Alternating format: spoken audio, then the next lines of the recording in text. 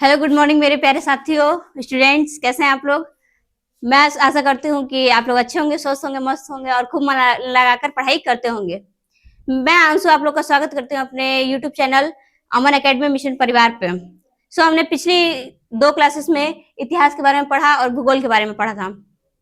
तो आज भी हम लोग इतिहास के बारे में ही पढ़ेंगे। मतलब इतिहास क्या, ये तो हम लोगों ने पिछली क्लास में देख लिया था कि इतिहास किसे कहते हैं, क्या है।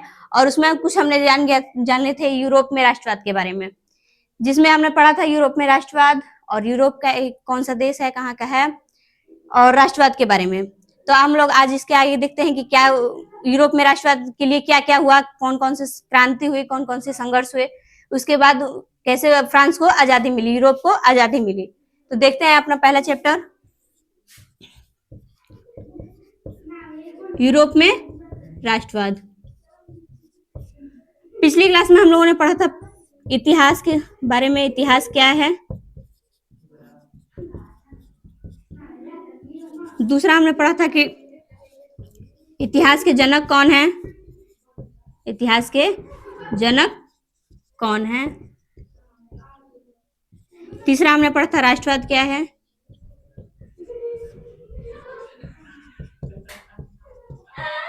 चौथा हमने पढ़ा था राष्ट्रवाद का विकास कब से शुरू हुआ। इतना हमने पिछली क्लास में पढ़ा था। तो आज हम इसके आगे का पढ़ते हैं। इतिहास के जनक जो थे वो थे हमारे हेरोडोटस। और राष्ट्रवाद तो आप लोगों को दिखाया था अपने राष्ट्र के प्रति प्रेम, राष्ट्र के प्रति प्रेम को राष्ट्रवाद कहते हैं। राष्ट्रवाद का विकास हुआ था पुनर्जागरण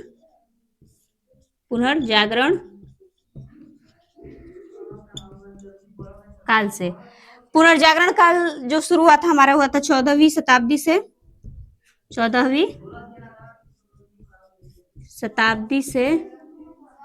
17वीं शताब्दी तक। इतना हम लोगों ने पिछली क्लास में पढ़ा था। और इतिहास का तो मतलब होता है अतीत का अध्ययन। अतीत का अध्ययन करना इतिहास कहलाता है। इतिहास का जनक हेरोडोटस। और राष्ट्रवाद, राष्ट्र के प्रति प्रेम को हम राष्ट्रवाद बोलते हैं। राष्ट्रवाद का विकास हमारा हुआ था पुनर्जागरण काल से, जो कि 14वीं शताब्दी से 17वीं शताब्दी तक का काल पुनर्जागरण काल कहलाता है। तो इतना हमने पिछली क्लास में देख लिया था। अब हम इसके आगे का देखते हैं।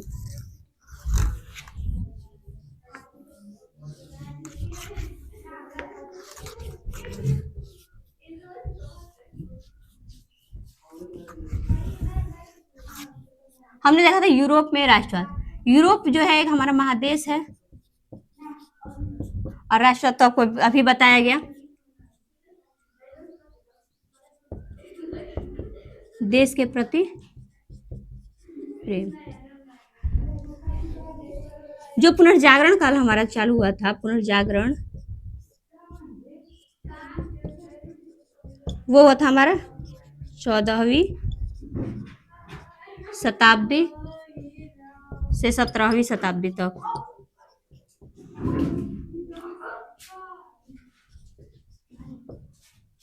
अब हम देखेंगे शताब्दी किसे कहते हैं। 14वीं शताब्दी तक 17वीं शताब्दी हमारा पुनर्जागरण काल था। तो इसमें देखेंगे शताब्दी हम किसे कहते हैं। तो शताब्दी का अर्थ होता है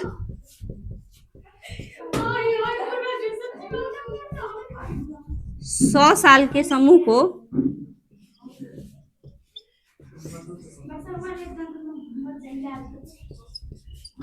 शताब्दी कहते हैं। 100 साल के समूह को शताब्दी कहते हैं। 100 साल के समूह मतलब अगर हमारा 1900 से 1999 ईस्वी तक देखे तो हमारा हो गया एक शताब्दी। और ये 1900 से 1999 तक हमारा चला था 20वीं शताब्दी।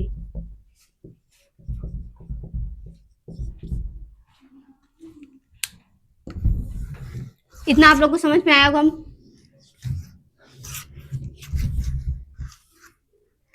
जो हमारा वर्तमान में अभी शताब्दी चल रहा है, वर्तमान में शताब्दी, वर्तमान मतलब अभी, अभी जो शताब्दी चल रहा है उस शताब्दी वो को है हमारा 21वीं शताब्दी, 21वीं शताब्दी। क्योंकि 1900 से जब हमने देखा 1900 से 1999 तक 20वीं शताब्दी चल रहा, 20वीं शताब्दी, तो फिर 2000 से 2099 तक 21वीं शताब्दी होगा। तो अभी वर्तमान में हमारा चल रहा है 21वीं शताब्दी। तो आप लोग, मैं ऐसा करती हूँ कि आप लोग को इतना समझ में आ गया होगा, शताब्दी, इतिहास और राष्ट्रवाद वगैरह आप लोग को समझ में आया होगा। अगर नहीं भी आया हो तो आप लोग कमेंट में बताएं कि मैम हमको यहाँ पे समझ नहीं आया, हमको यहाँ पे दिक्कत है, तो आपको अगली वीडियो में बताया जाएगा उसको।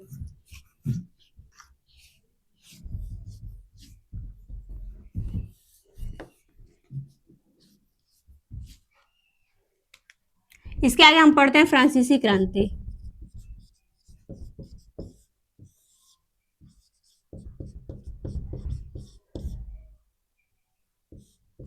फ्रांसीसी क्रांति, जो यूरोप में हमारी क्रांति हुआ था, एक फ्रांसीसी क्रांति, क्योंकि जो फ्रांस है वो भी एक देश है, और देश कहाँ आता है, महादेश में आता है। तो यूरोप में राष्ट्रवाद हम पढ़ रहे थे, तो यूरोप में ही फ्रांस आता है। फ्रांस कहाँ आता है, यूरोप में, और ये फ्रांस जो है वो हमारा एक देश है और ये यूरोप महादेश है। तो महादेश के अंडर में आता है देश, तो उसको हम देखेंगे फ्रांसीसी क्रांति। तो फ्रांस में एक क्रांति होती है जिसका नाम है फ्रांसीसी क्रांति। तो अब हम देखेंगे फ्रांसीसी क्रांति में क्या मतलब, क्यों हुआ फ्रांसीसी क्रांति, इसका कारण क्या था, उसके बारे में हम पढ़ेंगे। तो देखते हैं फ्रांसीसी क्रांति में हमारा क्या हुआ था, क्या नहीं हुआ था।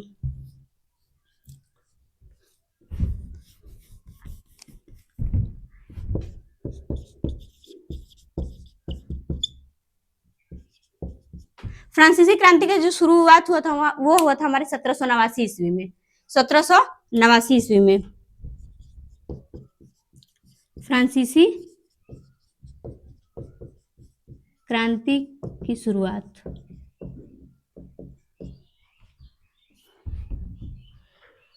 फ्रांसीसी क्रांति की शुरुआत जो होती है 1789 में होता है। अब देखिए कि 1789 में क्रांति का शुरुआत हुआ क्यों, आखिर कोई दिक्कत होगा तभी तो क्रांति का शुरुआत हुआ, क्रांति क्यों हुआ, क्यों, उसके बारे में हम देखेंगे। तो यहाँ की जो क्रांति का कारण था वो थे यहाँ के राजा, फ्रांस के शासक या राजा। यहाँ की फ्रांसीसी क्रांति के सबसे महत्वपूर्ण कारण के राजा ही थे, क्योंकि वो राजा निरंकुशवादी थे, निरंकुशवादी, निरंकुशवादी मतलब भ्रष्टाचारी, भ्रष्टाचारी,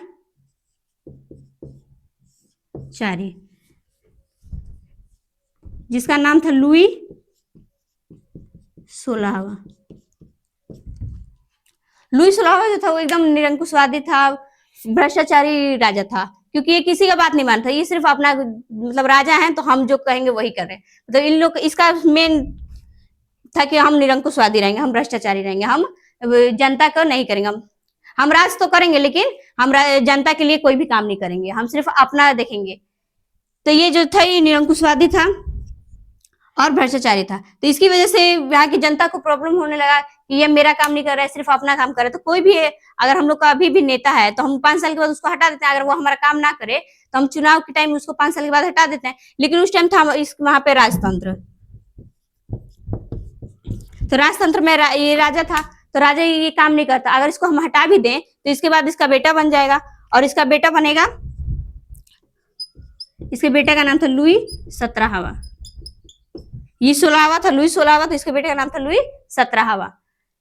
तो अगर हम इसको हटा दे तो इसका बेटा बनेगा, तो अगर उसका पापा ही अच्छा काम ना करे, उसका बाप ही अच्छा काम ना करे, तो उसका बेटा करेगा अच्छा काम, बहुत कम उम्मीद है कि वो अच्छा काम करेगा। तो इसलिए इसको नहीं बनाया गया, इसको रखा गया अभी। इसके बाद इसकी जनता ने सोचा कि कुछ दिन छोड़ते हैं, देखते हैं क्या होता है क्या नहीं होता, लेकिन फिर भी ये नहीं सुधरा, इसको निरंकुशवादी, इसका बस कहना था कि हम निरंकुशवादी हैं तो हैं, बस हम इसको नहीं सुधारेंगे, हम अब तुम्हारा काम नहीं करेंगे, जनता का काम नहीं करेंगे। उसके बाद इसने लुई 16वां ने एक व्यवस्था लाई जिसका नाम था सामंती व्यवस्था। सामंती व्यवस्था।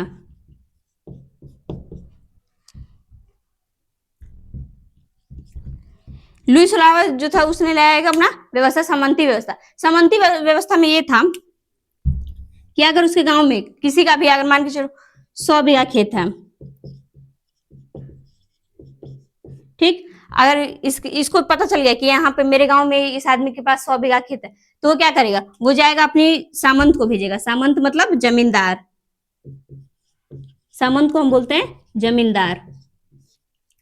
ये क्या करे, वहां पे जमींदार को भेजेगा अपने, और इसका 80 बीघा खेत का अनाज जो भी हो, 80 बीघा में जितना भी हो वो ले लेगा सामंत। ठीक, अब अगर लुईस रावा ने भेजा जमींदार को, उसने 100 बीघा में 80 बीघा का अनाज ले लिया, और उसके पास बचा खेती करने वाले के पास बचा सिर्फ 20 बीघा का अनाज। तो 20 बीघा में वो क्या कर लेगा, 100 बीघा का खेत है उसमें 80 बीघा वो ले ही ले, तो 20 बीघा में वो क्या कर लेगा, और कुछ नहीं कर पाएगा। वो 100 बीघा खेत अगली बार कैसे करेगा, फिर कर्जा लेगा, और कर्जा लेकर फिर करेगा, तो फिर कर्जा लेने से फायदा क्या, उसका खेती करने का फायदा ही क्या। तो इसमें इन्होंने सामंती व्यवस्था चालू करके और भी निरंकुशवादी वाला काम किया, मतलब और भी भ्रष्टाचारी वाला काम किया। अगर किसी का भी खेत है, हम लोग का ही खेत है, हम लोग के खेत पे कोई दूसरा आके राज करे तो अच्छा लगेगा, हम लोग उसको हटाएंगे या उसको हम कुछ भी करेंगे कानून, लेकिन वहां के राजा ही जो था तो ऐसा था, उसने ही सामंती व्यवस्था शुरुआत की। सामंती व्यवस्था मतलब जमींदार की व्यवस्था। और उसने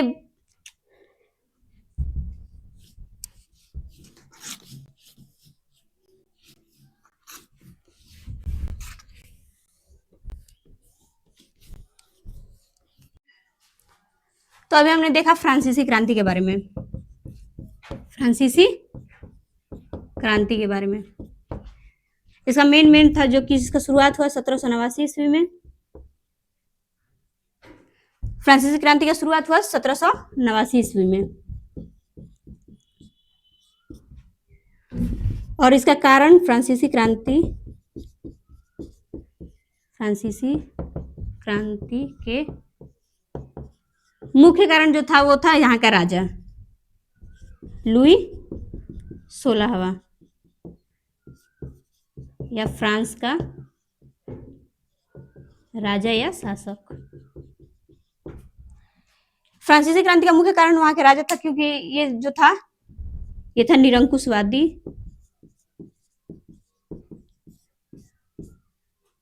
और भ्रष्टाचारी।